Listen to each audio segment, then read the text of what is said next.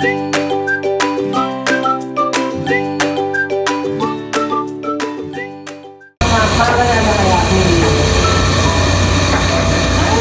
babasahin ko na yung sulat, pero gusto ni Julie magandang pinaglalagyan. Mamaya na yan.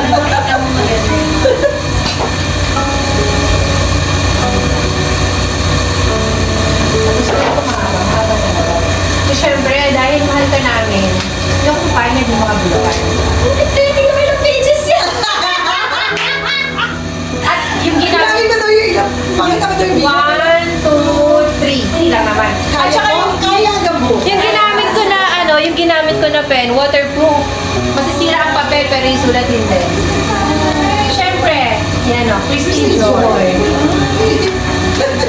Relax ka, elementary. Sige na nga ba yan? Pinag-pray ko talaga to. Nahanap ko talaga to. Actually, ito dapat ay kausap ko sarili ko para maging godly wife ako. Since nauna ka, ikaw, pasa mo na lang sa amin. Yes! Tatago ko talaga yun. Sige, hallelujah! Nag-antay ka at dumating sa panahong alam ng Ama kung kailan ka handa. Goodbye insomnia, hindi ka na mag-isa. Yes! Alam kong papatubayan ka ng Ama sa lahat ng mangyayari. Yun nga lang, dahil wonder mama ka, aba, imbes mag-prepare ng nag-beauty rest, lalo ka namang naging busy. Eh ano pa nga ba? Ikaw yan. Kaya, natutuwa sa'yo si God kasi you always give the best gift sa lahat, your precious time. And entering your new life, an extreme mixed emotion will go party inside your system. So I decided to write a reminder and a prayer as your spiritual sister. Nai-imagine ko na kung gaano ka kaganda sa Sunday. A lot would want to have even a glimpse of you. Mabeso ka o mayakap ka. You might be overwhelmed too. In days to come, anxiety and excitement might fill you. It's okay. It's part of your journey. To calm you and put you back from awe, here are the words of God to keep you on the right path. No, I will stand with you in prayers. I love you, CJ, my beautiful Kagawa. Eto. Reading your Bible in New King James or New Living Translation version is better. Ibig sabihin, para maintindihan mo, kumuha ko ng verses na baon mo, pero hindi mo sinunod yung pinakalaman. Yung hahanapin mo lang sa Bible, explanation na lang. Parang magbabasa ka talaga. Number 1, Matthew chapter 7 verse 24. I pray that CJ will be blessed with wisdom, putting her marriage on solid ground, not sand. Remind her to put everything onto your feet, Lord, and ask her to love, respect, submit to, and honor her husband and wife. Build your life with God and don't tear it down. With God first, marriage will withstand all challenges. Number 2, from Proverbs and Psalms.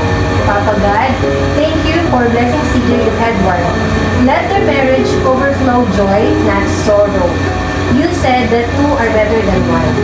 Let them savor joy into next level they never had. We cancel all the plan of the enemy that will sabotage their joy in marriage. In Jesus' name, amen. Number 3, from Proverbs and Philippians again. New responsibilities will come. We pray for supernatural strength and that whatever her hands do, she will do it heartily, not for the people but for you. Ibig sabihin, una muna si Lord. Kasi pag nauna si Lord, tutulungan ka ni Lord na mahalin si Edward at mamahalin ng ibang tao. Kasi pag galing sa tao yung love natin, napapagod at naubos. Pag galing kay Lord, supernatural. Nasusustain niya yung kailangan. Number 4, from Mark and Revelation. So, Lord, we pray that CJ will not forget that all of these are from you. Let her and help her seek your kingdom first and its righteousness so that everything will be aligned according to your will. Love, God, Edward, others. Sino yung others? Family, friends, career, bayan. Nasa others si Edward muna at si Mike. Yes, hindi. Yun yung nakasulat dito, prayer ko siya na nakuha ko dun sa Bible. Ibig sabihin, ito yung attitude ng godly wife. Ito yung susundan mo. Hindi mo pwedeng bayan ko eh. Pag may responsibilidad ka na, bilang may asawa, asawa, accountability yun kay Lord na alagaan ang binigay niya sa'yo.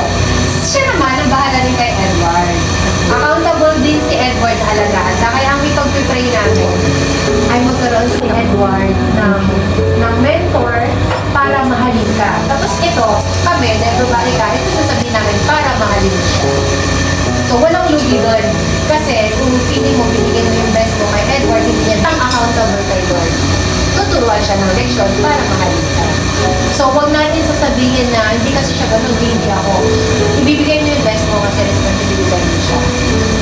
Kahit magkulang siya, mamahal mo, na punong-puno ang matututunan niya para ibigay yun ng puno. So, yun yung mga natutunan ko. Isa, from Ephesians naman ito yung huli. CJ has a strong personality. Please bless her with grace to submit to Edward as her husband. We pray that you will help Edward love CJ sacrificially as Jesus loved everyone of us. Let respect, love, honor fill them to glorify you. Ama, ikaw ang nagbigay sa kanila ng bawat isa, kaya umaasa kami na ikaw ang magbibigay ng provision sa lahat ng kailangan nila. In Jesus' name I pray, Amen. So, paano di mo yung mga likutan? Ginawa ko po. Sinamari ko siya. Ang title ng pito na yon, ito ang trabaho mo bilang may asawa. Trabaho mo na tulungan yung marriage niya na itayo sa solid ground. Kasi pag solid ground, pag dumadaan ng mga unos, nararamdaman niya yung unos pero hindi siya bibigay. Kasi pag buhangin, munting tubig lang, nag-fade away. So, ibig sabihin, kukunin mo lahat ng strength kay Lord. Kasi pag nagsisimula ang married life, yung kaibahan ng edad ninyo, yung generation gap, mararamdaman mo rin yan. Pero huwag tayong gagaya sa sinasabi ng iba na okay lang yan kasi may generation gap. Ang sinasabi ni Lord sa atin, pag ibinigay niya yan sa'yo, kahit 100 taon pa ang sinanda niya, ibinigay niya yan sa'yo na meron ng lesson para alagaan siya. Kaya ikaw, nagdadasal ka, tutulungan mo siya mag-pray. Kasi yun ang magpapalakas sa inyo. Number 2, dapat lagi kayong masaya. Ibig sabihin, pipiliin mo, kapag may 2 choices ka, pipiliin mo lagi yung saan kayo masayang dalawa. Oo, hindi tayo pwedeng magiging immature, pabebe. Yung pabebe sa pelikula lang yun. Kasi kailangan, ilalaban niyo yung marriage niyo to the highest level. Number 3, God is your strength. So, ibig sabihin, pwedeng may chumusyo sa'yo. Ganyan ang mga lalaki. Kung kasi ganito, iwasan mo makinig sa mga, kung mag-aaway kayo, iwasan mo makinig sa mga tao na kahit sino. Iwasan mo mag-dwell sa sasabihin nila. I mean, may sasabihin sila, hindi ko advice. Pero, kasi hinili niyo yung isa't isa kay Lord. So, si Lord ang magbibigay sa inyo ng rason to love each other. Pwede kayo mag-seek ng advice. Iba-iba ang sitwasyon ng mga tao. Pero, huwag mo rin kalimutan na mag-seek mismo kay Lord. How? When you pray, ikaw ang nagsasalita. When you read the Bible, si Lord ang nagsasalita. So, two-way yun. So, kung ikaw lang ang nagsasalita, prayer lang yun. Read your Bible para bigyan niya sa inyo yung sagot. And you're getting there kasi nag-start ka naman.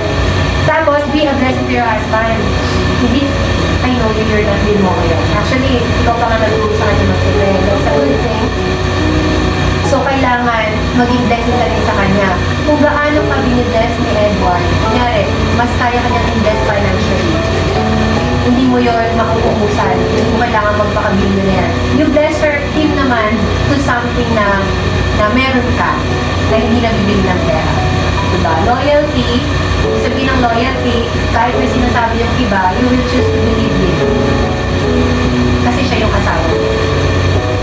Always willing to forgive your husband. Ito yung matindi na sana lagi mo siyang tatandaan. Magkakaroon ng tanong yan, ng tanong pa din. Pero pipili mo patawarin siya. Kasi pwede hindi niya yan nakuha sa iba. Kapag nakuha niya yan sa'yo, mas magulo kayo, tatagal kayo. Para ano kayo, kahit hindi na buong ninyo. Diba, mahihina na yung katawan niyo, may edad na kayo. Ganun pa rin yung spark ng pagmamahal. Kasi ang pinakamahirap ibigay ay forgiveness. Madaling maglambing, madaling magregalo. Pero yung forgiveness, mahal yun. Diba? Yun ang ibigay mo sa kanya. Yun yung hindi niya nakuha sa iba, mahal. Pero ibibigay mo yun sa kanya. Tsaka tagal mo yun ng ganito. Sobra. Submit to your husband. Ito nga pala yung pinaka-importante habang kailangan mo mag-submit. Siya ang nasusunod. In some ways, actually, para malaman mo kung saan siya tamang masunod, you need your Bible. Tapos pwede naman natin pagkwentuhan yan over tea and coffee, pero diba, pag married ka na, may date pa na tayo. Yes, so, Coffee. ibig sabihin, kahit minsan parang, bakit siya na lang lagi? Kasi may mga bagay na pwede niyong pag-usapan indoor. Pero, unang-una sa lahat, submit to him. Sinabi niya okay, tapos pag kayo na lang, husband, ganito, ganyan. Magbibigay naman siya ng rason, then you give your heart. Pakiramdam ko kanina, ganito. Pag ganun kayo palagi, sigurado kayo tatanda. Huwag tayong gagaya sa iba na nagiging uso yung LQ. Hindi kayo nagpakasal para maging artista. Nagpakasal kayo at binigay kayo ni God sa isa't isa para maging example sa mga susunod na generation na ikakasal. You waited for too long at saka nakita ko yung sacrifices mo. Kaya hindi ako papayag na hindi ko magbigay sa'yo kung ano yung natutunan ko sa Bible.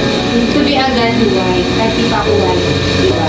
Godly woman, inaaral ko, pero godly wife, sa'yo na yan. So yun, lagi ka namin ipag-pray, tsaka ganun lang, marami tayong maranas moment, pero ito yung pinakamagandang moment na pwede natin gawin pag kasal ka na. Pag-uusapan natin yung married life mo. I mean, we are your ears. Diba? Bibigyan ka namin ng advice na makakatulong, pero na to give you division. Ay, hindi, sige, iba mo na yan. O, gantihan mo, huwag mo sagutin. Wala tayong ganun. Submit to your husband.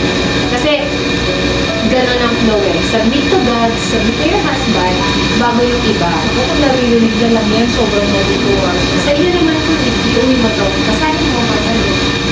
Right? Thank you so much, Sisi. Siyempre, kung pa ba, ilalaban kita ng prayers, sis. Nakita ko milagro sa buhay mo eh. Okay.